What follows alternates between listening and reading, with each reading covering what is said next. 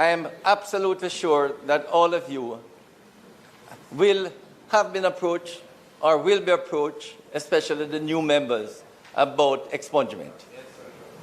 In other words, there are over 400,000 criminal records of persons who are at the Criminal Records Office, and many of them do seek expungement. So it is important, colleagues, that you get some understanding of the limitation or the jurisdiction of expungement in Jamaica.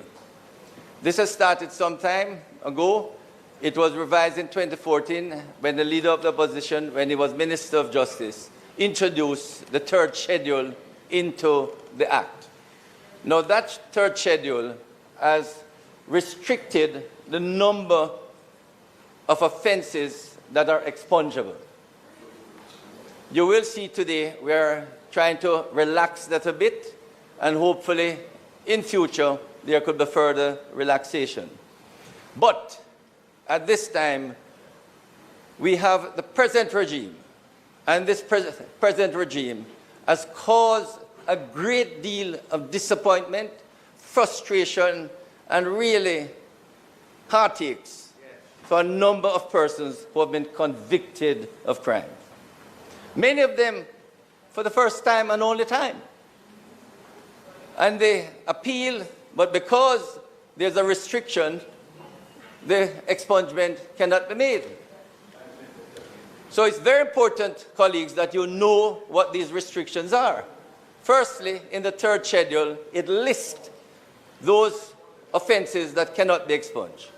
Secondly, if the sentence, even of expungible offenses, is over 5 years, it still cannot be expunged. In other words, even if the offense is expungible, once the sentence is over 5 years, then it still cannot be expunged. Well, we are coming to that. It was, yes. So you will see today that what we're trying to do is to relax it somewhat. So for example, we are going to lift the sentence so that expungible offenses will now be eligible, notice not entitled, eligible for expungement if the sentence was less than 10 years. In other words, moving from 5, we're moving to 10. Also, we will be removing a number of offenses from the third schedule. But the most important one is that we are going to remove Section 7 of the third schedule, which deals with drug offenses. Now, this is of some importance. And the reason why it is, many, I would say tens of thousands of offenders in the 70s, 80s, 90s, and maybe even over the last 10, 20 years, were caught dealing and exporting marijuana, cocaine, and other drugs. These offenders have not caused any victims. They were caught with drugs. And many of them have had their conviction served, paid their fines, served their sentence. 20, 30, 40 years after, their life has been held up. They can't move on. And those offenses are just not expungible at this time. There are many cases that come to the expungement committee appealing to the minister for these offenses to be expunged. The truth of the matter is, we have refused virtually all because the third schedule restricts it. So over the last 2 years, for example, we have had over 7,000 applications for expungement, and over 1,000 have actually been refused, and most of them are for drug offenses. So you can see that people have said, well, yes, I paid my fine, I served my time, I've paid my debt to society, I am straight, I have not committed any further crime, You have teachers, you have pastors, you have business people.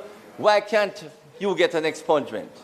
And so the opportunity has now arisen for us to change that. And in this legislation, we have removed, so persons who have been convicted for drug offenses, have served their time, and have had a period of rehabilitation, usually not less than 10 years, but if the sentence was 10 years, the rehabilitation will be 15 years. Up to 10 years, it will be 10 years rehabilitation.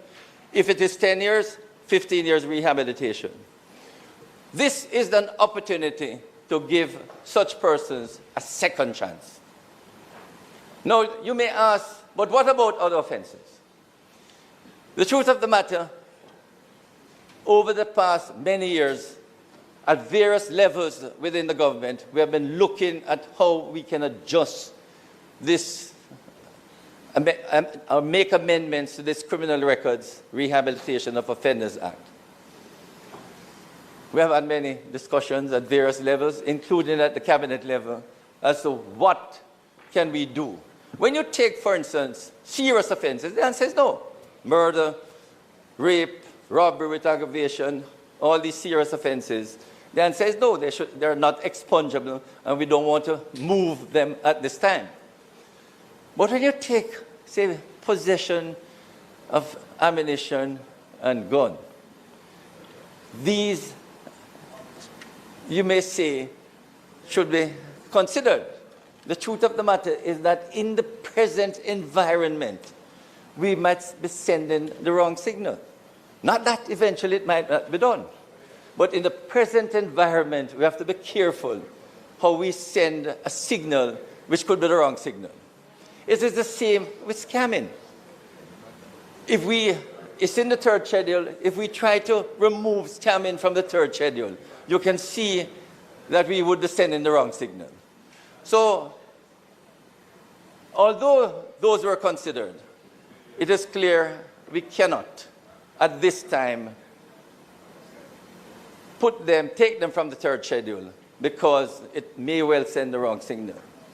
What would the good if all these persons who now suffer, those persons who have had their records expunged, and even those who are awaiting, let potential criminals know how frustrating and disappointed it is that even when you commit one offense, that record will be with you for a long time.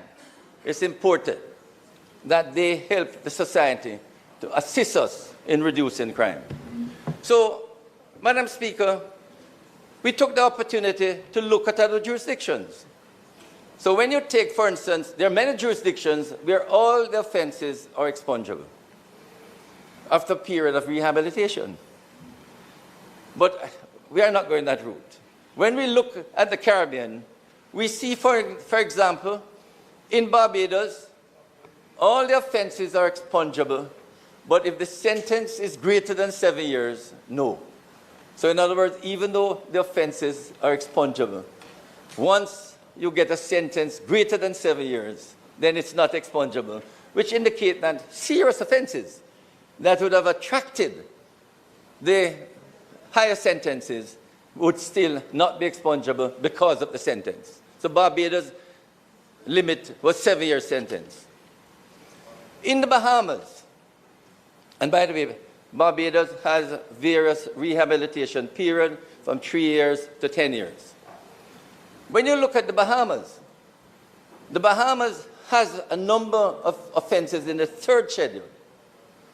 But all the other offenses, expungible offenses, there's a rehabilitation period for indictable offenses of 16 years, and for summary offenses, 8 years.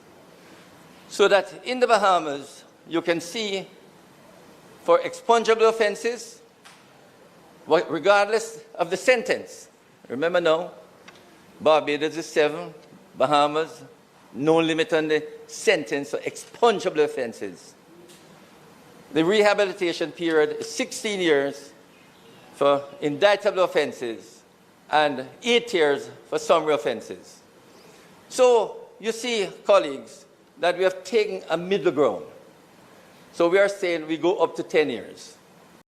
And we also remove the drug offenses, as Bahamas has done, and in Barbados, and virtually no other Caribbean countries except St. Kitts, and it has put a limit on the drug offenses. No other Caribbean countries has any restriction on drug offenses being expungable. So we are not out of the loop in terms of what other countries in the Caribbean and across the world is doing. So bear that in mind, colleagues, and those persons who want to make a contribution. If you need further assistance in terms of material, please, I'm open to assist you in any way so that you can make a contribution to this debate in terms of how we move forward.